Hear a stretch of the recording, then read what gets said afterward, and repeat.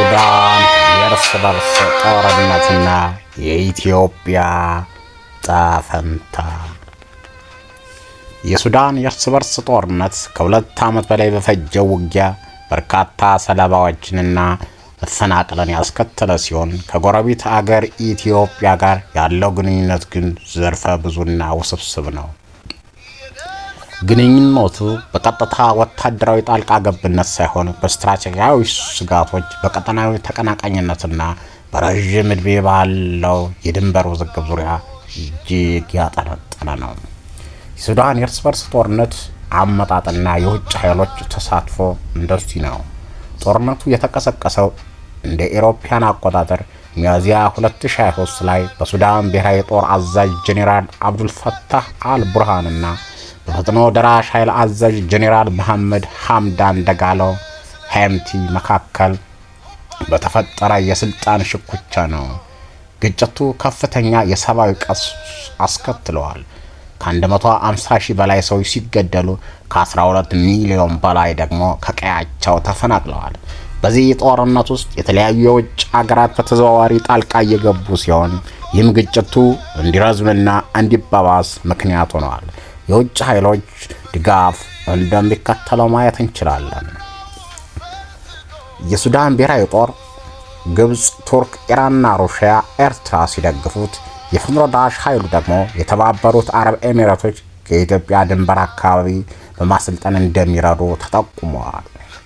የኢትዮጵያ ሱዳን ጦርነት ውስጥ ያላት ተሳትፎ እና ፍላጎት ምንድን ነው? የኢትዮጵያ በይፋ በሱዳን ጦርነት ውስጥ ገለልተኛ አቋም ብትይዝም በርካታ ዘገባዎች እንደሚያሳዩት አገሪቱ በተለይ ከፈጥኖ ደራሽ ኃይል ጋር ትስስር እንዳላት ብዙ ዘገባዎች የውጭ እንትኖች ዘግበዋል። ሮይተርስ ዜና ወኪል እንደዘገበው ኢትዮጵያ ከሱዳን በምትዋሰንበት በቤንሻንጉል ጉሙዝ ክልል ውስጥ ለፈጥኖ ደራሽ ኃይል ተዋጊዎች የሚያሰለጥኑት ማዕከል መገንባቷን የሳተላይት ምስሎች ያመለክታሉ።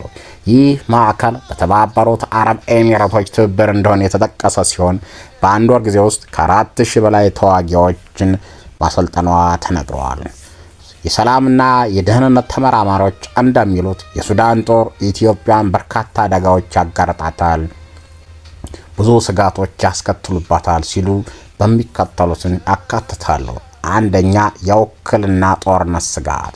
የውጭ ኃይሎች በሱዳን ውስጥ ያላቸው ተቀናቃኝ ፍላጎት ግጭቱን በአፍሪካ ቀንድ በሙሉ እንዲስፋፋና ኢትዮጵያን ወደ ውስብስብ የውክልና ጦርነት ፕሮክሲ ዋር ሊጎትታት ይችላል ይላሉ።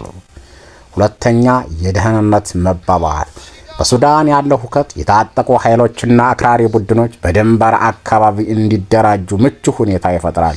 ይህም የኢትዮጵያን የድንበር ደህንነት በቀጥታ ይፈትናል። ሶስተኛ፣ የስደተኞች ፍሰት። ከዚህ ቀደም በደቡብ ሱዳን ጦርነት እንደታየው ቀጣይ ግጭት ከፍተኛ ቁጥር ያላቸውን ስደተኞች ወደ ኢትዮጵያ እንዲጎርፉ በማድረግ ኢኮኖሚያዊና ማህበራዊ ቀውስ ሊያስከትል ይችላል።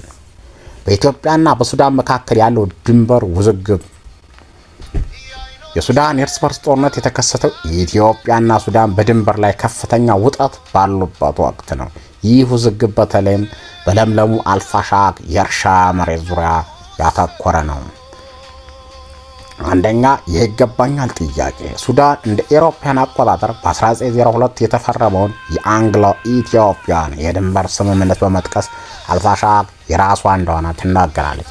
በበኩሏ ኢትዮጵያ ግን በ1972 የተደረሰውን ሁለተኛ ስምምነት በመጥቀስ የሱዳንን የይገባኛል ጥያቄ ውድቅ ታደርገዋለች። ወታደራዊ ፍጥጫ። ኢትዮጵያ በሰሜን የትግራይ ጦርነት ተጠምዳ በነበረችበት ወቅት የሱዳን ጦር በ2020 መጨረሻ አካባቢ ወደ አልፋሻግ አካባቢ በመግባት መቆጣጠሩ ተዘግቧል። ከዚያ ጊዜ ወዲህ በድንበር አካባቢ በተለይም በምዕራብ ጎንደር አካባቢ በሰላማዊ ዜጎች የሚደርስ ጥቃትና የከብት ዘረፋ እየተካሄደ ነው። የቀጠናው ኃይል ሚዛን እና ኢትዮጵያ አቋምስ ምንድን ነው? በሱዳን ጦርነት ውስጥ የኢትዮጵያ አቋም ከሌሎች የቀጠናው ኃይሎች ጋር በተያያዘ መታየት እንዳለበት እናሳስባለን። ከግብጽ ጋር ያለው ተቀናቃኝነት። ግብጽ የሱዳንን ብሔራዊ ጦር ስትደግፍ፣ ኢትዮጵያ ደግሞ በተቃራኒው አንጃ ፈጥኖ ደራሽ ኃይል በኩል ትስስር እንዳላት መጠቆሙ በሁለቱ ሀገራት መካከል በታላቁ የኢትዮጵያ ህዳሴ ግድብ ላይ ያለውን ውዝግብ የሚያንጸባርቅ ነው። ይህም የሱዳን ጦርነት የሁለቱን የቀጠናው ተቀናቃኞች ውዝግብ ለማባባስ የሚያስችል ቦታ ሆኖ እንደሚታይ ያሳያል። ስትራቴጂካዊ ጥልቀቱ ለኢትዮጵያ ሱዳን ቀጥተኛ ወደብ የሌላት ሀገር ስትሆን የሱዳን መረጋጋት ለንግድና ሎጂስቲክ መስመሮች ወሳኝ ነው። የረጅም ጊዜ ጦርነት ይህንን ትስስር በማስተጓጎል ለኢትዮጵያ ኢኮኖሚ ከፍተኛ ጉዳት ሊያስከትል ይችላል።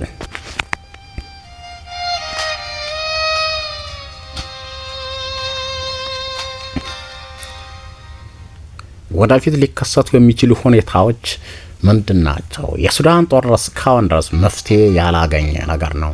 በዚህም ሁኔታ ውስጥ የኢትዮጵያ መንግስት ገለልተኛ አቋም ቢይዝም በድንበር አካባቢ የሚፈጠረው ውጥረትና የቀጠናውን ሀያላን መፈናጠቅ ኢትዮጵያን ወደማይፈልገው ግጭት ሊጎትቷት እንደሚችሉ ተንታኞች ያስጠነቅቃሉ።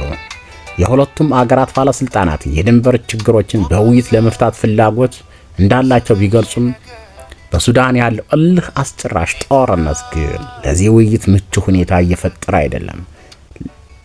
ለማጠቃለያ ላይ የሱዳን ጦርነት ኢትዮጵያ ያለው ግንኙነት በአንድ በኩል የቀጥታ ወታደራዊ ተሳትፎ ሳይሆን በሌላ በኩል ደግሞ ከድንበር ውዝግብ፣ ከጂኦፖለቲካዊ ተቀናቃኝነትና ከደህንነት ስጋቶች የተነሳ ውስብስብና አደገኛ ሊሆን የሚችል ጉዳይ ነው።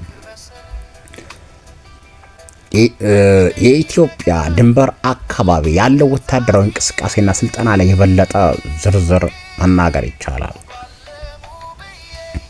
በቤኒሻንጉል ጉሙዝ ክልል የተገነባው ማሰልጠኛ ካምፕ የሮይተርስ ዘገባ እንደሚያመለክተው ኢትዮጵያ ከሱዳን ጋር የምትዋሰንበት በድሮው በጎጃም ጠቅላይ ግዛት በጎጃም ክፍለ ሀገር በቤኒሻንጉል ጉሙዝ ክልል በሆኑ ውስጥ ለሱዳን ፈጥኖ ደራሽ ኃይል ታጣቂዎች የሚውል ማሰልጠኛ ካምፕ ተገንብቷል።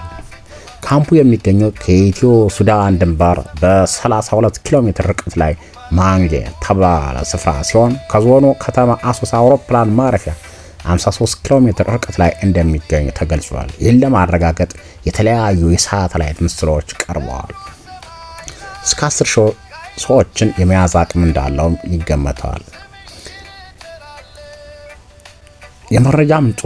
የተለያዩ የመረጃ ምንጮች እንደሚያሳየው ካምፑን የገነባቸው የተባበሩት አረብ ኤሚሬትስ ሲሆን የሎጂስቲክና የወታደራዊ ስልጠና ወጪዎችን የሚሸፍነው ኤሚሬትስ ራሷ ናት። የኢትዮጵያ መከላከያ ሰራዊት የመረጃ ዋና መምሪያ ኃላፊ ጄኔራል ጌታቸው ጉዲና ካምፑን በማስገንባትና መቆጣጠር ረገድ ኃላፊነት እንደተረከቡ ተጠቅሷል።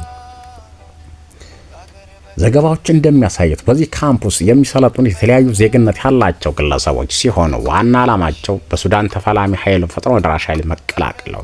የሰልጣኞች ስብጥር በካምፕስ የሚሰለጡት መካከል አብዛኞቹ ኢትዮጵያውያን ናቸው። ከሱዳን የመጡ፣ ከደቡብ ሱዳን የመጡ ኢትዮጵያና ሱዳን የሚዋሰኑ ብሉ ናይል ግዛት የሚቆጣጠሩ የሱዳን ነፃ አውጪ ንቅናቄ የተባበረ አመጺ ቡድን አባላትም ይገኙበታል።